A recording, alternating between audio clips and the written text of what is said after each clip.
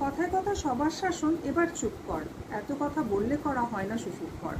বাবার শাসন অন্যরকম, প্রতিবাদ করি যেন। অন্যায়কে প্রশ্রয় আমি যেন দিই না কখনো। শ্বশুরবাড়ি আসার সময় শিখিয়ে দিল মা, চুপ থাকবে সবসময়, যে যা বলুক যা।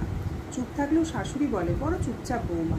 আবার কোনো কথার উত্তর দিলেই বলে, এটা তোমার বাপের বাড়ি না। শ্বশুর বলে, সহ্য করায় মেয়েদের নাকি কাজ। ননদ এলে সেই শিক্ষার বদলে যেত সাজ।